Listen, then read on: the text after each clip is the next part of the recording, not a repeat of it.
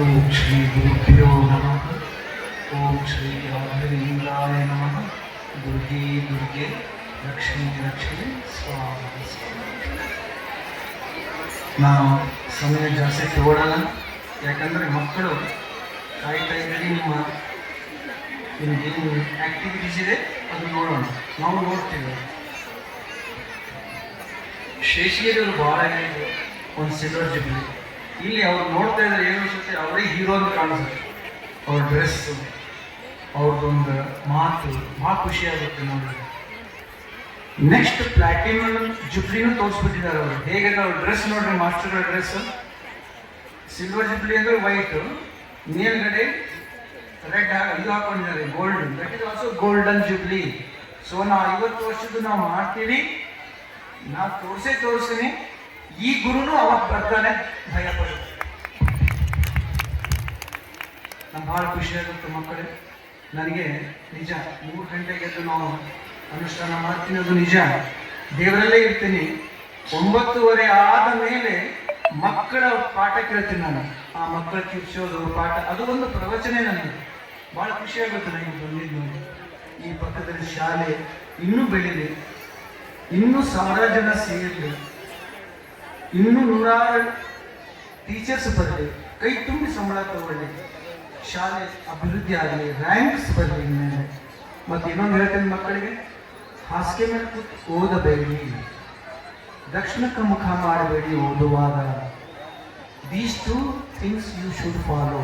Do not sit on the bed and do not show your face to the south direction when you are studying.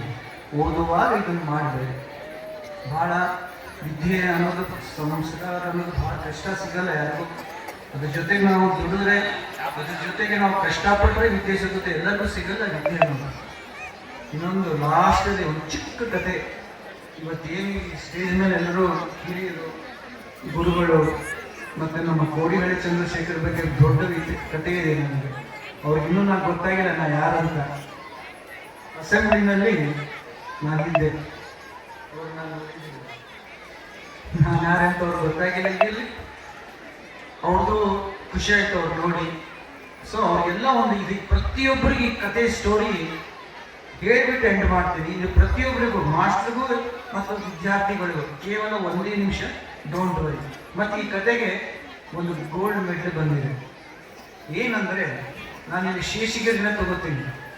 ಶೇಷಗಿರಿನೇ master. ಈ ಒಂದು ಸ್ಕೂಲ ವಿದ್ಯಾರ್ಥಿ ಒಬ್ಬ, ಅವನ ಹೆಸರು ರಾಮು ಅಂತ. ಡೋಂಟ್ ಥಿಂಕ್ ದಟ್ ನಿನ್ನೆ ಅಂತ ಹೇಳ್ತಾ ಇಲ್ಲ, ರಾಮು ಅಂತ ಒಬ್ಬ ವಿದ್ಯಾರ್ಥಿ. ಅವ ಏನು ಮಾಡ್ತಾನೆ, ದಿನ ಸ್ಕೂಲ್ ಬರ್ತಿದ್ದಾನೆ. ನಮ್ಮ ಶೇಷಗಿರಿ ಸ್ವಲ್ಪ ಶಿಸ್ತು ಭಾಳ. ಶೂ ಸರಿ ಹಾಕೊಂಡಿದೇನೋ, ನೀಟಾಗಿ ಯಾಕೋ ಬರಲ್ಲ ಅಂತ ಪ್ರತಿ ಸಲ ಹೇಳ್ತಾರೆ. ಅವ್ನು ಸಿಟ್ಟು, ಅಪ್ಪ ಅಮ್ಮನೇ ಹೇಳಲ್ವಲ್ಲ, ಇವ್ರು ಯಾರು ಹೇಳೋದು ಅಂತ. ಒಳಗೆ ಎಂಟ್ರ್ ಆಗ್ತಾನೆ. ನೋಡಿ, ಇವತ್ತು ಬಟ್ಟೆ ಸರಿ ಹಾಕೊಂಡ್ರೆ, ಯೂನಿಫಾರ್ಮ್ ಸರಿಯಾಗಿರಬೇಕು, ಇಸ್ತ್ರಿ ಮಾಡ್ಕೊಂಬೋದು ಹೇಳ್ತಾ ಇರ್ತಾರೆ. ಲೇಸ್ ಕಟ್ಟಲ್ಲ, ಪ್ರತಿಯೊಂದು ಹೇಳ್ತಿರ್ತಾರೆ.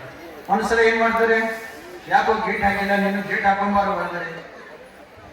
ಇದು ಏನಾಗುತ್ತೆ, ಹುಡುಗರಿಗೆ ಇರಿಟೇಷನ್ ಆಗುತ್ತೆ. ಏನಪ್ಪ ಹಿಂಗೆ ಹೇಳ್ತಾ ಇದ್ದಾರೆ, ನಮ್ಮ ಅಪ್ಪ ಅಮ್ಮನೂ ಹೇಳಿಲ್ವಲ್ಲ. ನೆಕ್ಸ್ಟ್ ಒಳ ಹೋಗಿ ಕುತ್ಕೋತಾನೆ. ಮೊಬೈಲ್ ಯಾರು ಎತ್ತಂಗಿಲ್ಲ, ಮೊಬೈಲ್ ಮುಟ್ಬಾರ್ದು, ಮೊಬೈಲು ನಿನ್ನ ಹಾಳು ಮಾಡುತ್ತೆ ಅದನ್ನು ಹೇಳ್ತಾರೆ. ಒಂದೊಂದು ವಿಷಯ ಅವನಿಗೆ ಪಾಯ್ಸನ್ ಆಗುತ್ತೆ. ಒಂದು ದಿವಸ ಏನು ಮಾಡ್ತಾರೆ, ಸ್ಕೂಲಲ್ಲಿ 4 ಜನ ಇರ್ತಾರೆ, ಫ್ಯಾನ್ ಓಡ್ತಾ ಇರುತ್ತೆ. ಮಾಸ್ಟರ್ ಬಂದು ಅವನಿಗೆ ಕರೀತಾರೆ, ರಾಮನ, ಹುಚ್ಚ, ಫ್ಯಾನ್ ಯಾಕೆ ಹಾಕಿದ್ಯೋ, ನೀವು 4 ಜನ ಇದ್ದರೆ 4 ಫ್ಯಾನ್, 1 ಫ್ಯಾನ್ ಸಾಕಲ್ಲ ಅಂತ ಹೇಳ್ತಾರೆ.